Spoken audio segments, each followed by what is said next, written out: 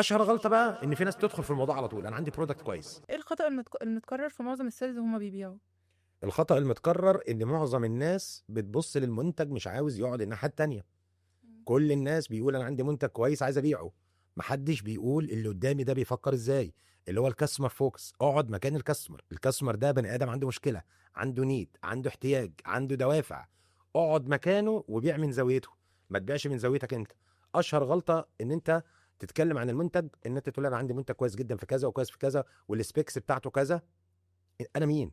انا مشكلتي ايه؟ انا احتياجاتي ايه؟ انا الباينج موتيفز بتاعتي ايه؟ 50% من قدره اي بياع شاطر في الدنيا على انه يكتشف النيدز اللي عند الناس. تعرفي كده؟ يعني لو قلنا انت بتقعد مع الناس مثلا ربع ساعه، 7 دقائق ونص منهم انت بتتكلم معاهم عشان تفهمه، وال7 دقائق ونص التانيين بتوظف كل اللي عندك لحل مشكلتهم. اشهر غلطه بقى ان في ناس تدخل في الموضوع على طول، انا عندي برودكت كويس. طب البرودكت كويس بتاعك ده ما يناسبنيش، لانك ما فهمتنيش، لانك بتبيع لروان زي احمد زي محمود كلهم واحد. طب ما احنا مختلفين عن بعض. فده اشهر غلطه بشوفها متكرره، اللي هو الكلام عن المنتج بشكل مباشر يعني.